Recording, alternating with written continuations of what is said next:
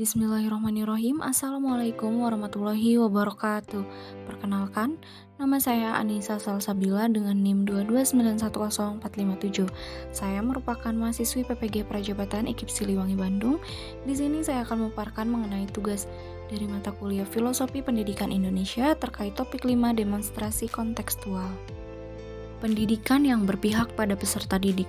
Menurut Ki Hajar Dewantara, pendidikan yang berpihak pada peserta didik merupakan pendidikan yang menitik beratkan peserta didik sebagai prioritas utama yang harus dilayani, di mana setiap peserta didik memiliki kemerdekaan untuk belajar sesuai dengan keinginan dan kemampuan alamiah yang terbentuk dari dalam diri peserta didik.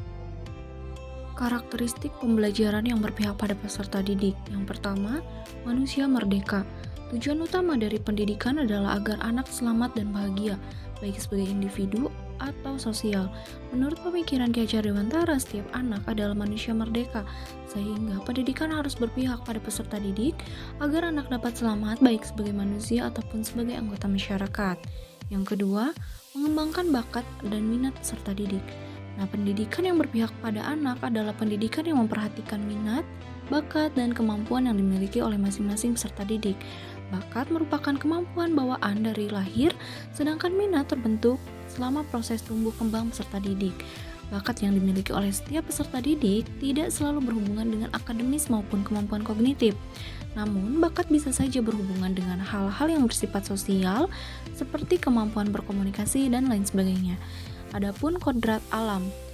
Pendidikan yang berpihak pada peserta didik merupakan pendidikan yang dielaborasi terkait kodrat alam dan kodrat zaman. Ki Hajar Dewantara mengingatkan bahwa pendidikan anak sejatinya menuntun anak supaya dapat mencapai kodratnya sesuai kodrat alam dan zaman. Pendidikan yang berpihak pada peserta didik. Dalam proses pembelajaran, peserta didik bertindak sebagai subjek dan guru sebagai fasilitator yang memberikan motivasi. Munculnya potensi pada peserta didik tergantung bagaimana rangsangan yang diberikan guru dan orang tua. Oleh karena itu, dalam mendidik peserta didik, guru dan orang tua hendaknya selalu peduli dan menuntun dengan penuh kasih sayang. Memerdekakan peserta didik dalam pendidikan abad ke-21. Pendidikan yang memerdekakan menurut Ki Hajar Dewantara adalah suatu proses pendidikan yang meletakkan unsur kebebasan peserta didik untuk mengatur dirinya sendiri, bertumbuh dan berkembang menurut kodratnya secara lahiriah dan batiniah. Selain itu, pendidikan yang memerdekakan adalah proses pendidikan yang menuntun peserta didik di dalam mereka mengembangkan potensi-potensi yang ada dengan dilandasi dari kebebasan di dalam mengeksplorasi potensi-potensi tersebut, bebas dari berbagai tekanan, baik tekanan dari dalam diri peserta didik ataupun dari luar dirinya. Namun demikian, pendidikan yang memerdekakan harus dilandasi dengan prinsip Among.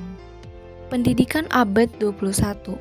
Pendidikan belajar merupakan sebuah gagasan yang membebaskan para guru dan peserta didik dalam menentukan sistem pembelajaran.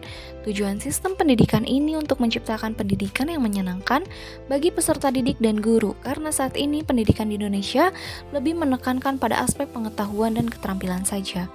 Merdeka Belajar menekankan pada aspek pengembangan karakter yang sesuai dengan nilai bangsa Indonesia. Ki Hajar Dewantara memandang pendidikan sebagai pendorong bagi perkembangan peserta didik, yaitu pendidikan mengajarkan untuk mencapai perubahan dan kebermanfaatan bagi lingkungan sekitar. Sekian yang dapat saya sampaikan, kurang lebihnya mohon maaf. Terima kasih. Wassalamualaikum warahmatullahi wabarakatuh.